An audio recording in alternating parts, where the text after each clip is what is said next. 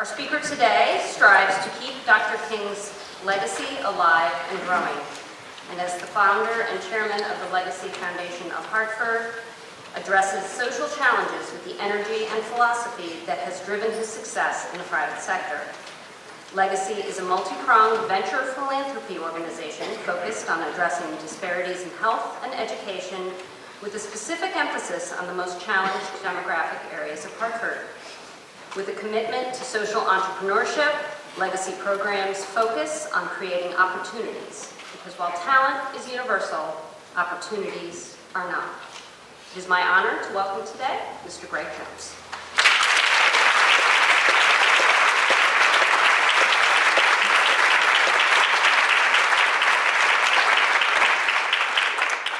Thank you, Ms. Lang. I appreciate that. The two most frightening words when you're not necessarily on stage is, "You're next." Thank you, Jolie. Reverend Harris, can we just have the choir just sing and keep going? Maybe go to intonations, Henry James and Jolie. But thank you. I really appreciate the opportunity to come before you and speak. It is indeed an honor to speak to you today.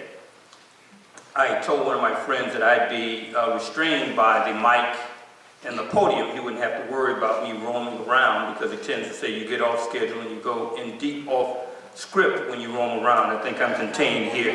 Now unless I grab Jolie's microphone, so I'll be contained here. But when I got the call to speak today, my first question was, why me? Certainly I agreed. It was my first response to say yes. And then when I hung up the phone, I said, wait a minute. You just said yes, that's MLK's church. That's where he attended. This is the committee in Connecticut for MLK celebrations. So the nervousness set in. And Jolie and the choirs have added to that. So hopefully today we'll be able to get through just a little bit of that. But after a day of thinking about the awesome opportunity that they had afforded me and getting over the numerous nervous situations, and typically I am not a nervous person. My friends know I love to speak. He will trade a microphone for food. He's never nervous. He'll go on and on and on. My daughter last evening said to me, well, how long are you going to speak? I said, well, they told me about an hour and a half. She was like a deer caught in headlights. I see her and my wife already giving me the cut sign. I haven't even started my speech yet. I'm reminded also that I have a dream, which started out to be the cancel check speech or the normalcy speech, was 17 minutes. 17 minutes of powerful speaking, so hopefully in a short period of time I may be able to do something that will lead us to continue on the work of Martin Luther King. I quickly settled in on the topic of the responsibility of inheriting the dream. It would be relevant to the work of the Legacy Foundation, but it would also speak to my own personal experiences and the commitment to change and to do something, to act, to execute. The committee certainly knew about my professional and my corporate resume, but what they did not know was my early years growing up in Orangeburg, South Carolina in the 60s and 70s. That's why the topic, the responsibility of inheriting the dream, quickly came to me and came with relative ease.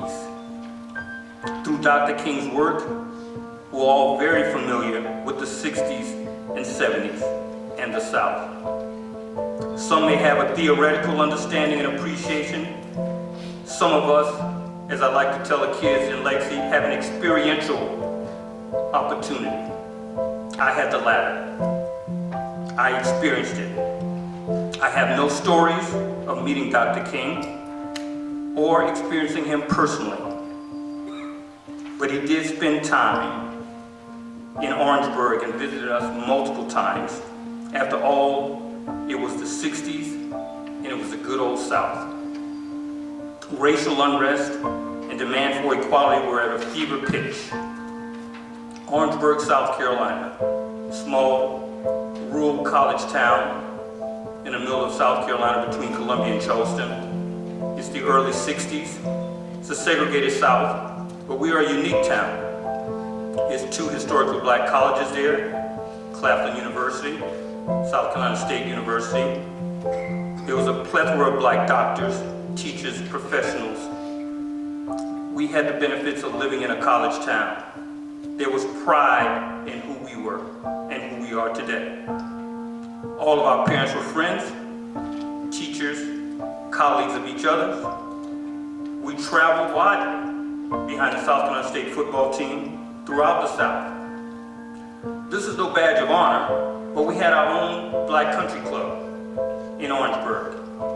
It was where I learned how to swim that allowed me to participate in intercollegiate swimming at my undergraduate alma mater. High school and college matriculation rate in our town was very high. In fact, 3 of my high school mates, we all graduated from the Wharton Business School in the same year. 3 black students from Orangeburg, South Carolina, the same high school.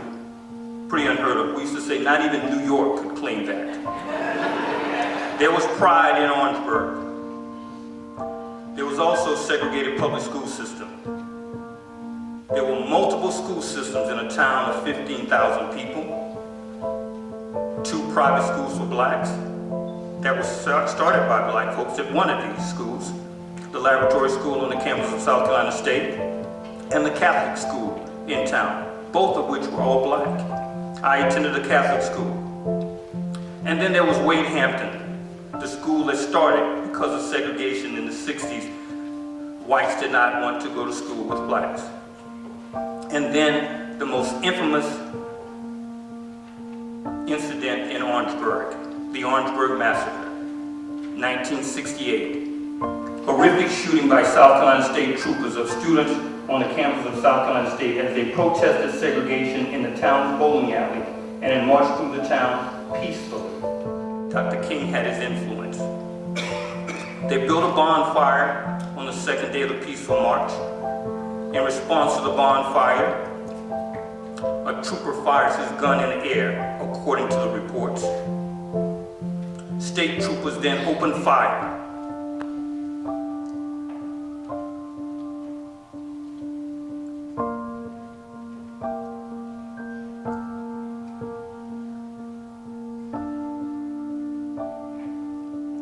Students were shot in their backs, soles of their feet, retreating back to the center campus.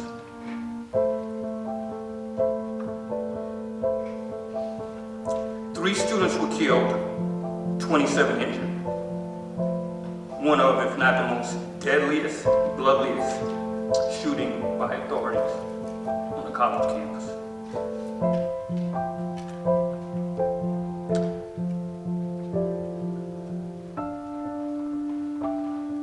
This part wasn't in the speech.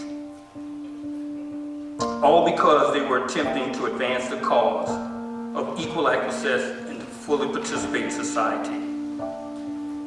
I was just 10. But for those of us who lived there and call Orangeburg home, and I still do, despite the fact that my wife reminds me I lived outside of there more than I lived inside of there, those days are brandished in our memory forever. It's personal to all of us. Each time I return, I visit the Memorial on State's campus. There is a responsibility in inheriting the dream. The committee did not know that Greg Jones. They know legacy Greg Jones. And I assumed it was for my passion of what we're doing about making life different in Hartford was the interest. There is a responsibility in inheriting the dream. Life experiences influence your outlook, and influence your action, influence your perspective. Dr. King, here, goes back to Georgia, writes to the Atlanta Constitution, writes from the Birmingham jail. Life experiences influences your outlook. When you are a beneficiary, there comes a responsibility to treat what has been provided what is bequeathed to you with care and to build upon it. We are different and better placed than we were in the 60s, and a large part of that drive and those social changes were influenced, encouraged, and helped along by Dr. King and his dream. Being a beneficiary requires responsibility. If we, as the first and second generation of the inheritance of Dr. King's dream, fail to act on the responsibility of our inheritance, not only do we go backwards, we eventually doom all progress and end up having to start all over again as if this was the 1960s. We do not want to return to the 60s. Going backwards will bankrupt our future. We want to build, not bankrupt our future. We must build on our inheritance. On average, everything here we talk is on economics in this country, but on average, 70% of the inherited wealth is lost by the second generation. If we equate social change inheritance to financial inheritance and use a similar analogy, we run the risk of losing significant portion of the social change that occurred and in large part initiated by Dr. King. If we fail to be the responsible benefactor, we contribute to what Dr. King indicated in 1963 on the March in Washington, where he said, "It is obvious today that America has defaulted on its promissory note insofar as her citizens of color are concerned." It was a stark metaphor, an accusation articulated bluntly in economic terms. The Declaration of Independence implied, and then later the Emancipation Proclamation promised meaningful freedom to African Americans, it's according to the Washington Post, but the promise was never fulfilled. So Dr. King says, instead of honoring his sacred obligation, America has given the Negro people a bad check. A check which has come back marked insufficient funds. Let us not contribute to bankrupting the inheritance of our social change. Responsibility requires action. We must do something. Responsibility requires understanding and appreciating our differences. Responsibility requires putting your and our mask on first. Less talking, more doing. In the spirit of Dr. King, he acted. He used his platform to act. He did something. He had a much larger platform than most of us, but we can use his model for acting and executing. There's a flame burning inside each of us to make a difference. I'm reminded of our Wharton B School. Wharton's got a big plug here today. John Scully, who was then the CEO, I think, of Pepsi at the time, gave our graduating class graduating speech, and he said to us, at Wharton, coming out here with an MBA, you'll make a lot of money. Making money will be easy. Making a difference will be harder. Do the latter. Dig deep for your passion and social calling. Passion and crisis help drive action. Your passion and interest can help change. It's small steps. Small can be substantive. You might even say to a group of friends, we cannot let the education gap be what it is. Sit by, do nothing. We have this innate desire to help. Let it out. It's inside of you. Your passion and interest will determine where and how you build our future as opposed to continuing to bankrupt it. Go for a deep engagement in making a difference and do it now. Less of the photo ops, more the action. Let today be the start of enhancing your own personal legacy. Have the audacity to believe you can do something. You can. Yes, you can. We need a frenzy of effort around social change. Those of you in the financial services know that at the end of the year or end of the quarter, there's this frenzy that goes on in the financial services world. When are the reports due? Everybody's active, everybody's interested. It's like bees in a nest. We need that same kind of mobilization, that same energy when it comes to social change. One of my favorite parts of Dr. King's I Have a Dream speech addresses this very subject of doing something. We have also come to this hallowed spot to remind America of the fierce urgency of now. This is no time to engage in the luxury of cooling off or taking the tranquilizing drug of gradualism. Now is the time to make real promises of democracy. The same can be said today. The fierce urgency of now. Progress requires action. We cannot afford to get wrapped around the axle of life just talking about issues. When we only talk, we create noise. It may be impressive, but it lacks moving forward with substantive, sustainable, systemic change. Dr. King's words from the Birmingham jail: without hard work, time becomes an ally of the forces of social stagnation. Without hard work, time becomes an ally of the forces of social stagnation. Responsibility of inheriting the dream requires us to understand and appreciate our differences and our similarities. When it comes to races and culture, we all see color. It's okay. Our eyes aren't lying to us. It's okay to see color. Just respect the color and culture you see. We are a quilt. I challenge the theory of a melting pot. We are a quilt with individual ideals, individual people, individual cultures that are bound together by seams. We don't have to lose ourselves to become one. We don't have to be melted down to become an alloy. We are strong as a quilt. We need to be bold in our efforts to understand the other pieces of the quilt. I'm reminded by my professional colleague, Catholic, suburban mom, who, as a part of her studies, goes to visit a Black Baptist church. Why? Because she wanted to understand the quilt. Be bold in your attempt. What will you do to help in our appreciation for each other? Being bold simply could be kind, holding doors, speaking, merging traffic. You ever go through a Holland tunnel, 4 lanes go to 3 lanes, 2 lanes go to 1 lane? Somebody has to give to get us in the door. We can't all go through there together. Holding the door, opening conversation, speaking to somebody in the elevator, you will be amazed what happens. Tomorrow try it. Get in your elevator and say good morning. Everybody look at you as if you're crazy.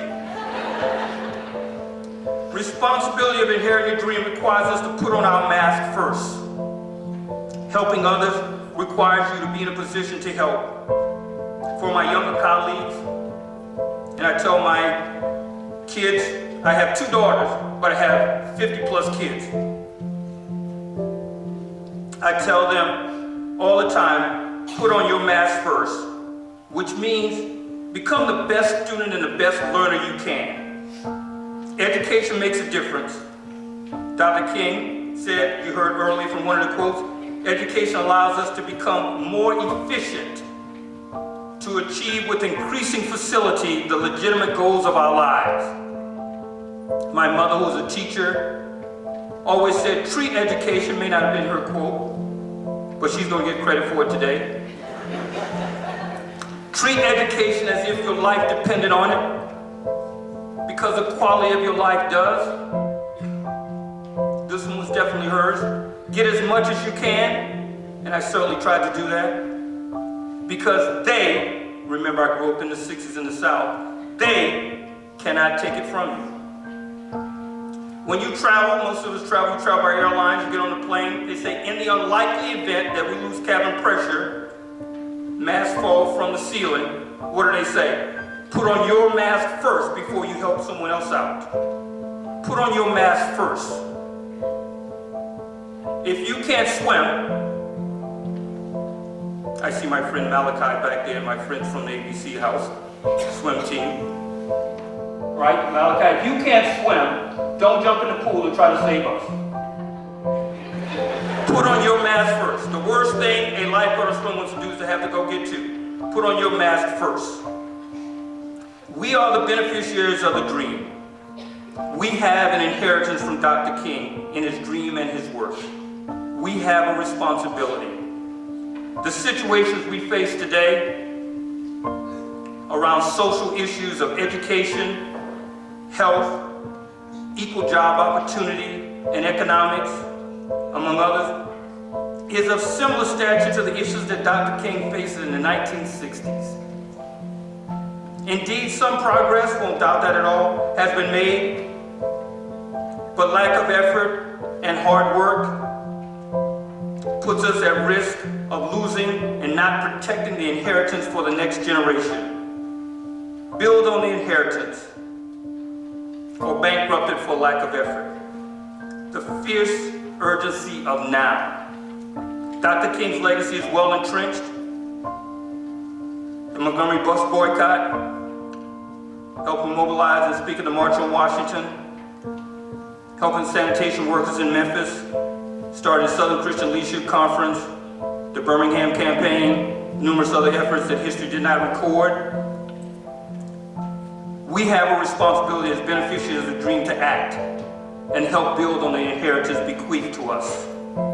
The legacy, as Reverend Mary said earlier, the legacy of Dr. Martin Luther King is well entrenched. It's well entrenched. With 70 years past it, it's well entrenched. The question for us is, what will we do with the inheritance that has left us? And what will be your personal legacy? Contributing to build the inheritance of social change, or bankrupting because of lack of action? Be involved, my friends. Be involved.